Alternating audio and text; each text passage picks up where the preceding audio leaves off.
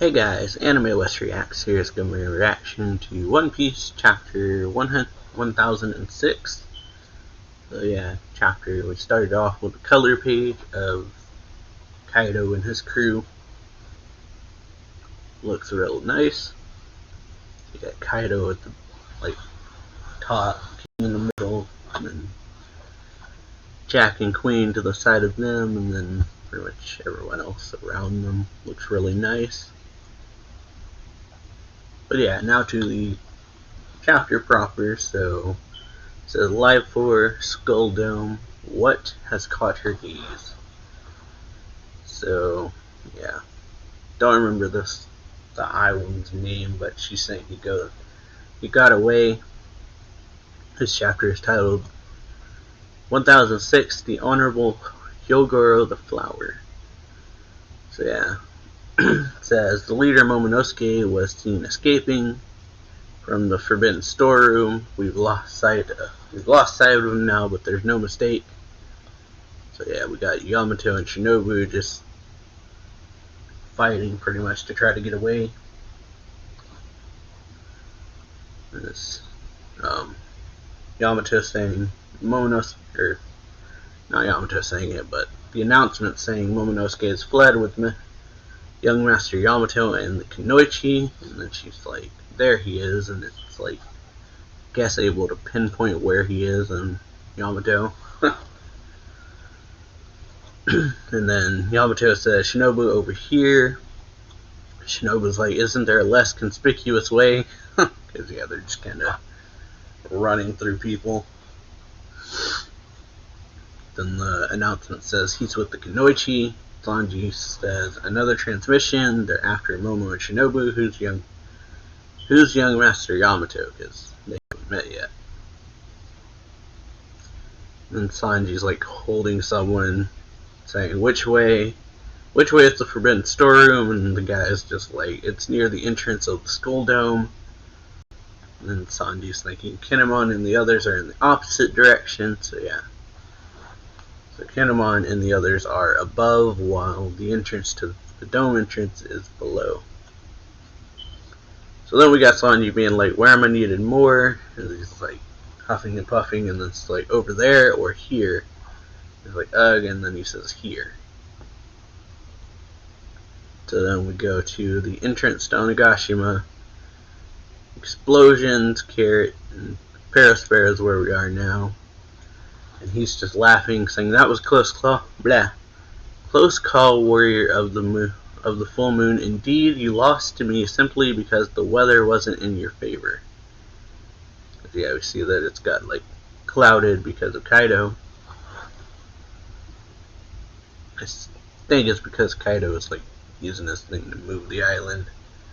Carrot's like hurting pretty much, and she's remembering that Pedro said you must keep moving forward, and then Perospero is like holding her face, saying, you talk about revenge, Pero, or you talk about avenging Pedro, but did you really expect to get a free pass after trespassing in our territory? And he like throws her to the ground and says, if you don't want to mourn any more of your friends, hop back to the woods and chew on some grass. And then he says, you're more suited to something like that, Perorine. He's like, now then, I'm still against allying with the beast pirates, but we must teach these upstarts what it means to be an emperor. As he walks away twirling his candy staff thing. So now we're at the Skull Dome floor, the live floor Skull Dome. And so one of the guys is like, this is hopeless. This Blue Flames helped while we have stamina, but we're at our limit. So yeah, the samurai are like being exhausted basically. So another samurai says you must endure it or you're turned back into an ice demon. And the other guy says if that happens you won't be able to stop if that happens you won't be able to stop rampaging and you'll definitely die of exhaustion this time. He says keep yourself together, yes sir. And he yells at him to remember Tanuki-san is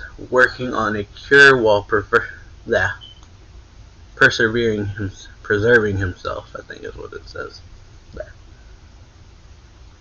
Then it's like, on the Pooh side, it's like a Pooh-san, we can't keep this up. Not while they stand between us and the cure. They're like a steel wall we can't get through. Why did Queen Sama expose us to the virus anyway? And then Apu says, save your whimpering, he won't be moved by it. And then it says, why would you, yelling at Drake pretty much, why would you switch sides at Drake? And then got you. And then someone says, that's Hyogoro the Flower. Why is Wano's the legendary Yakuza boss suddenly here? She's too strong, we can't get anywhere near the Tanuki. So you got Drake and Hyogoro pretty much being like walls to Chopper so no one gets through. But yeah, then they're like, what's with that physique? He was a shriveled geezer just a second ago. Now he's as formidable as he was when Kaido was trying to recruit him. Because yeah, see that Hyogoro weirdly is now like huge pretty much. He's as tall as X Drake. Or maybe a little bit shorter. But yeah, still. It's kind of weird. And then he says, ugh, are these shivers from excitement? And someone says, boss, are you okay? And he's like, it must have gotten a little chilly, or it may have gotten a little chilly, but I pride myself on my fortitude. Being exposed to the virus may have, and him kind of explaining what happened, saying, being exposed to the virus may have brought me to the brink of death, but it also seems to have drawn out my dormant strength. And then he goes, huh, huh. And he says, in other words, I gain this power in exchange for my remaining life force. I'll use it to cut down the enemy's main forces. And he yells, listen, my fellow Yakuza bosses. And they're like, yes, great boss. And he says, I don't have much time left. If Tanuki-san doesn't make it, and I'm on the cusp of turning into an ice demon, you must end my life without hesitation. If you don't, I'll end up indiscriminately killing everyone in this hall. And then one of them's like, we can't possibly, and then the female Yakuza boss is like, he's right, if the boss becomes an ice demon, there'll be no stopping him. Or she's agreeing with Hyogoro. And then Hyogoro says, I'm counting on you all. And we got the Mima Warigumi says, or one of the leaders says, now us ex-Mima Warigumi will find out just how strong this so-called legend is. Hyogoro says, one sword flower style, as they're like charging it, says, isn't that style obsolete, you damn geezer? And then, yeah. Hyogoro uses one sword flower style fiery hairs. Holy light. It's just fiery is spelled oddly, it's like fairy kinda. Spelled like fairy. F-I-E-R. And so yeah, I see Hyogoro cuts all of them down with this attack. And then he's like thinking, you know, Odin, I used to always wonder how things would have ended up if you and I had challenged Kaido back when I was in my prime. But not anymore. Kinemon and the others did a splendid job executing this raid, and I found myself an interesting protege. Now I know the sun will rise on Wano again. Then we got Queen saying, hey, you gotta be kidding me, he'll take out the whole floor if I don't stop him. And then he's like, damn geezer. And then the guys on the floor are like, watch out, Queen Sama's beam is coming. And then they're like, huh. And then you just hear Phoenix Brand as King's like side explodes. He's like coughing up blood, and then he yells at Marco, that hurt you. He says, that hurt bastard, was that some sort of shockwave? And Marco's like, I'm your opponent, remember? And he yells Marco, and Marco says, if you want the samurai, you'll have to kill me first. And then Queen says, damn, what a persistent wretch, go to hell. So he fires the beam at Marco, but probably he dodges it, yeah. And then King comes in and cuts off one of his wings, but it turns into like flame feathers, or the fire turns into like feathers and goes back to him. And we see Marco like holding one, and then he like draws with his fingers, which is pretty interesting. Or like starts like making a swirl with his fingers, and then a fireball goes flying at King, and so Marco says blue bird. So yeah, King gets like blasted back pretty much, and Marco, it's like an odd thing. So King goes flying back, and it looks like Marco transforms, or he jumps off into the fire is what it looks like, and then comes like with a flying knee to King pretty much. It's like he gets propelled forward.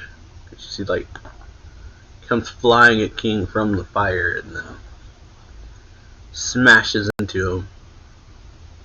And then Queen is back into his human form and says, don't get ahead of yourself, and then suddenly like talons come flying at him. Marco says Phoenix Claw, sends King or Queen flying into the other way. Sends Queen flying the opposite direction pretty much, and Marco's getting tired, saying, as expected, holding back two foes with bounties over 1 billion isn't easy, hurry up, Tanuki. And Queen's like, you bastard. King doesn't say anything, and then Perisphera's like, huh, well, Albie, isn't that Marco over there? He looks pretty worn out, Cuckoo, Pero Ring. When we transition, I guess, have some guys like go with Roar. It says, everyone's turning back into an ice demon. This time the ice demons will be in as much danger as the rest of us. And you get Hyogoro like sitting down a guy over his head, saying, do it, this is what I want. These last few moments were like a gift from the heavens anyway. And the guy's like crying, and he says, Hyogoro says, if you let me live any longer, you'll only endanger yourselves. And he says, I'll leave the rest to you guys. I, Hyogoro the Flower, no longer have any regrets. He says with that, he entrusts his hopes and desires to his comrades.